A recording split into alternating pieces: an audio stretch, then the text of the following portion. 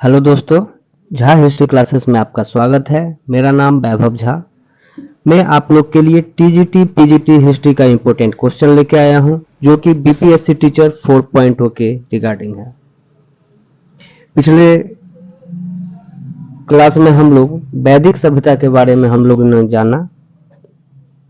आज हम लोग बौद्ध धर्म के बारे में चर्चा करेंगे। आज के क्लास में काफी इम्पोर्टेंट और महत्वपूर्ण क्वेश्चन लेके हम आए हैं। तो इस क्वेश्चन को स्टार्ट करने से पहले हम लोग कुछ गौतम बुद्ध के बारे में हम लोग कुछ जान लेते हैं संक्षेप में।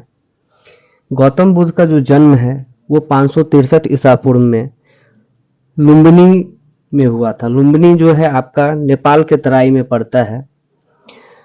तो लुम्बिनी में हुआ था। उस दिन जो था, जिस दिन उनका जन्म हुआ, उस दिन आपको बैसाखी का दिन था, बुद्ध पूर्णिमा का दिन था। कपिलवस्तु की जो राजधानी है वो आपको लुम्बिनी है, मतलब समय लुम्बिनी थी कपिलवस्तु की राजधानी। तो उस समय कपिलवस्तु के जो राजा हुआ करते थे, सुद्योधन हुआ करते थे। और ये जो सुद्योधन थे वो गौतम बुद्ध के पिता थे। कहा जाता है कि गौतम बुद्ध का जब जन्म हुआ था तो जन्म के 7 दिन बाद उनकी माँ, जो कि महामाया नाम था उनका, उनकी मृत्यु हो गई थी।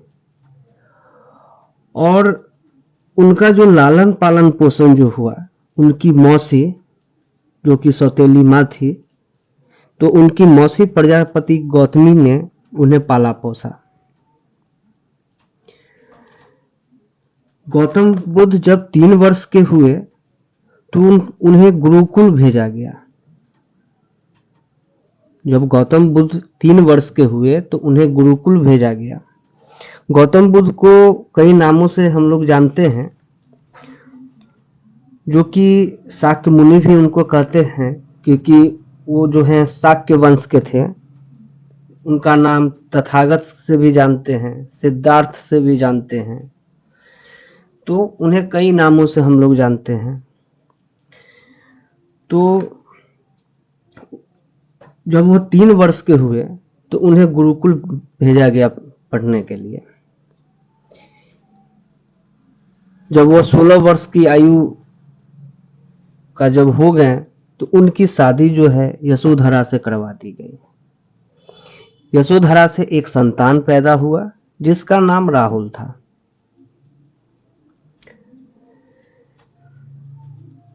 जब वो 29 वर्ष की अवस्था में जब वो गए तो वो साम्राज्य को देखने के लिए वो निकल पड़े, जहां उन्होंने 4 साइट को उन्होंने देखे, जिसमें पहला जो था बूढ़ा व्यक्ति था, दूसरा जो था बीमार व्यक्ति था, तीसरा जो था मृत व्यक्ति था, मतलब मृत शरीर मृत व्यक्ति था, और चौथा जो था वो सन्यासी को देखे। वो चौथा जो व्यक्ति सन्यासी था वो काफी मतलब महत्वपूर्ण, मतलब वो प्रभावित हुए उस सन्यासी व्यक्ति से, क्योंकि उस सन्यासी जो व्यक्ति था वो व्यक्ति मग्न में था। मतलब उसे दुनिया में जो भी घटनाएं घटित हो रही है, कुछ भी हो रहा है, उसे कोई मतलब नहीं, सारा मोह माया को वो त्याग दिया था। तो चौथा व्यक्ति उनके लिए काफी महत्वपूर्ण हुआ, साबित हुआ। और वो 29 वर्ष के अवस्था में रात के समय वो अपने पुत्र और बीवी को छोड़कर लुम्बिनी से निकल पड़े, यानी कि गृह त्याग कर दिए। तो जब वो घर को त्याग कर रहे थे तो उनके साथ जो था कि 2 लोग था। एक जो था वो सारथी था जिसका नाम था चन्ना, और दूसरा जो था उनके साथ घोड़ा था जिसका नाम था आपको कंथक। घोड़ा का नाम था कंथक। तो जब वो कंथक और चन्ना के साथ जब वो निकले, तो जब वो साम्राज्य से निकल जाते हैं, तो जब निकल जाते हैं तो चन्ना भी साथ में रहता है। तो वो भी आने के लिए ये था कि नहीं मैं भी चलूंगा, लेकिन गौतम बुद्ध ने उसे वहां से लौटा देते हैं, कहते हैं नहीं अब तुम जा सकते हो, अब तुम जाओ। तो वो जो थे कंथक के साथ वो निकल पड़ते हैं, जो घोड़ा था, घोड़ा का नाम था कंथक। इसके बाद कहा जाता है कि 49 दिन की तपस्या के बाद बुद्ध को निर्वाण की प्राप्ति होती है, और यह निर्वाण की जो प्राप्ति है वो बोध गया में आपका फल्गु नदी है, निरंजना नदी कह सकते हैं या फल्गु नदी के किनारे, वहाँ पीपल के वृक्ष के नज़दीक, या बोधि वृक्ष कहिए या पीपल के वृक्ष के नज़दीक, वहाँ उन्हें ज्ञान की प्राप्ति होती है। तो 49 दिन की तपस्या के बाद बुद्ध को वहाँ ज्ञान की प्राप्ति हुई। तो यही सब कहानी है। कहा जाता है कि बोधि वृक्ष को कई लोगों ने नष्ट करने का कोशिश किया, और अभी जो बोधि वृक्ष है, जो पीपल का वहाँ जो वृक्ष है, वो अपने समय का वो 5th जनरेशन है। तो 5th जनरेशन है, तो उस बोधि वृक्ष को समझिए कि काटने का बहुत प्रयत्न किया गया, जिसमें आपको एक अशोक की पत्नी थी तिष्कराक्षिता, उसने भी मतलब प्रयत्न किया काटने का। इसके बाद पुष्यमित्र शुंग ने भी मतलब बोधि वृक्ष को कटवाया, फिर शशांक ने भी कोशिश किया काटने का। तो यही सब सारी बातें हैं। तो चलिए हम लोग क्वेश्चन को स्टार्ट करते हैं। तो आज का जो पहला क्वेश्चन है, निम्नलिखित में से किस पाली धर्म ग्रंथ में गौतम बुद्ध गौ संरक्षण की आवश्यकता पर बल देते हैं? तो निम्नलिखित में किस पाली धर्म ग्रंथ में गौतम बुद्ध गौ संरक्षण की आवश्यकता पर बल देते हैं? तो ये जब आपका आंसर हो जाएगा, ये आपका हो जाएगा सुत्त निपात। ऑप्शन नंबर ए आपका करेक्ट आंसर हो गया। अब हम नेक्स्ट क्वेश्चन की तरफ चलेंगे। गौतम बुद्ध के महापरिनिर्वाण के पश्चात उनके शरीर धातु के वितरण में किसने प्रमुख भूमिका निभाई? तो किसने प्रमुख भूमिका निभाई थी? तो यहाँ जो ऑप्शन है, उपाली है, द्रोण है, चुंद है। तो यहाँ पर जो है आपका करेक्ट आंसर हो जाएगा द्रोण, ऑप्शन नंबर बी। फिर हम नेक्स्ट क्वेश्चन की तरफ चलेंगे।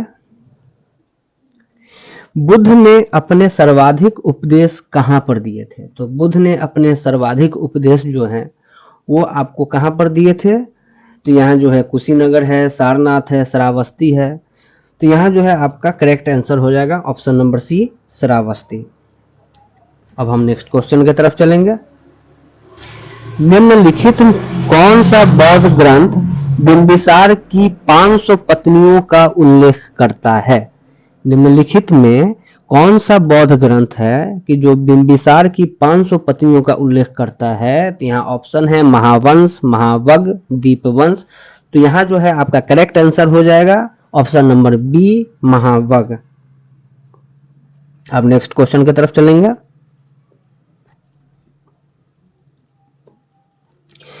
बुद्ध का किसके सिक्कों पर अंकन हुआ है? तो बुद्ध का किसके सिक्कों पर अंकन हुआ है? तो यहाँ जो है ऑप्शन है विमकटफिसेस, कनिष्क, नहपान। तो यहाँ पर आपका करेक्ट आंसर हो जाएगा ऑप्शन नंबर बी, कनिष्क। अब नेक्स्ट क्वेश्चन की तरफ चलेंगे। बौद्ध संघ में भिक्षुनी के रूप में स्त्रियों के प्रवेश की अनुमति बुद्ध द्वारा दी गई थी। तो बौद्ध संघ में जो भिक्षुनी थे, तो स्त्रियों के प्रवेश की अनुमति बुद्ध द्वारा दी गई थी। तो ये कौन सी ये था, क्या कहते हैं, कौन सी संगीति थी? तो द्वितीय संगीति, जो कि आपको ऑप्शन नंबर ए वैशाली में हुई थी। ठीक है,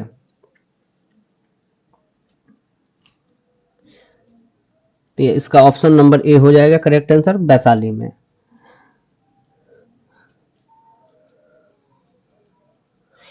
इस बौद्ध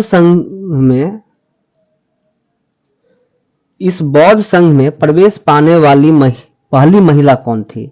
तो इस बौद्ध संघ में जो है प्रवेश पाने वाली पहली जो महिला थी वो जो है आपका option number A Prajapati Gautami, Mahamaya, Yashodhara.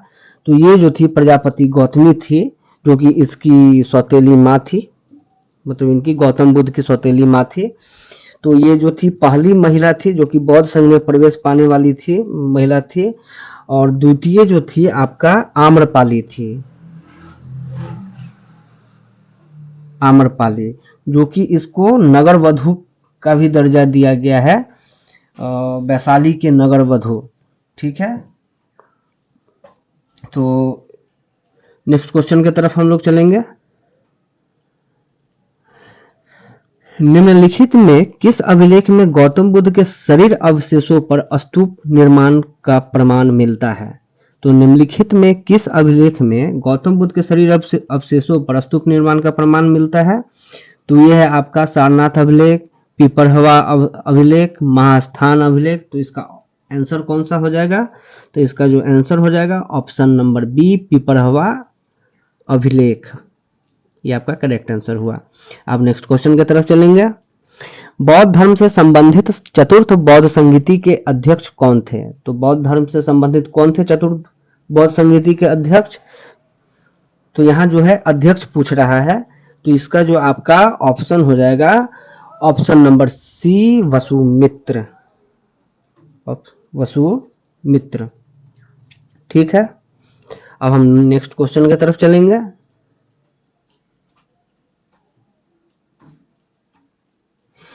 Buddha ने कितने वर्ष की आयु में उन्होंने गृह त्याग की? तो पीछे हम लोग चर्चा किए हैं, कहानी शॉर्ट संक्षेप में जो हम बताए थे। तो 29 वर्ष की अवस्था में उन्होंने गृह को त्याग दिया था। तो इस हिसाब से आपका correct answer option number B हो जाएगा। बुद्ध के इस गृह त्याग की घटना को क्या कहा गया? तो बुद्ध के इस गृह त्याग की घटना को क्या कहा गया? तो महापरिनिर्वाण, महाभिनिष्क्रमण, धर्म चक्र परिवर्तन। तो इसका जो आपका ऑप्शन हो जाएगा ऑप्शन नंबर बी, महाभिनिष्क्रमण। ठीक है, ये आपका करेक्ट आंसर हो जाएगा। बुद्ध जब गृह त्याग कर जा रहे थे तो कौन कौन इनके साथ थे? तो बुद्ध जब गृह त्याग कर जा रहे थे तो कौन कौन थे? तो अब मैंने पिछले मतलब अभी जो बताया, पीछे जो हमने संक्षेप में जो बताया था बुद्ध के बारे में, तो उसमें क्या कहा था कि चन्ना था जो कि सारथी था, और कंथक था जो कि घोड़ा था। तो घोड़ा का नाम था कंथक। तो इस हिसाब से आपका ऑप्शन नंबर ए हो जाएगा। ठीक है, तो यहाँ पर जो है चन्ना जो है इसको फिर बाद में लौटा दिया गया था साम्राज्य को। जब उन्होंने सम्राट से जब वो निकल गए तो चन्ना को वहां से रिटर्न कर दिया, और उनके साथ केवल कंथक था। ठीक है, लेकिन जब क्वेश्चन के अकॉर्डिंग है कि क्वेश्चन किस तरीका से पूछता है उस तरीका से हम ऑप्शन देंगे। ठीक है, तो चलिए नेक्स्ट क्वेश्चन के हम तरफ चलेंगे। तो बुद्ध के गृह त्याग का संकेत क्या है? तो बुद्ध के गृह त्याग का जो संकेत है वो क्या है? तो यहाँ हाथी है, गाय है, घोड़ा है। तो इसका जो ऑप्शन हो जाएगा ऑप्शन नंबर सी, घोड़ा, जो कि कंथक है, कंथक। ठीक है, अब नेक्स्ट क्वेश्चन की तरफ चलेंगे। बुद्ध का जन्म कब हुआ था? तो बुद्ध का जन्म कब हुआ था? 573 ईस्वी पूर्व, 563 ईस्वी पूर्व, 463 ईस्वी पूर्व। तो इसका जो आपका ऑप्शन हो जाएगा 563 ईस्वी पूर्व इनका जन्म हुआ था। अब नेक्स्ट क्वेश्चन की तरफ चलेंगे। गौतम बुद्ध के पहले गुरु कौन थे? तो गौतम बुद्ध के पहले गुरु कौन थे? तो यहाँ ऑप्शन है अलार कलाम, प्रजापति गौतमी, आनंद। तो यहाँ जो है आपका ऑप्शन हो जाएगा ऑप्शन नंबर ए, ये इसका करेक्ट आंसर है।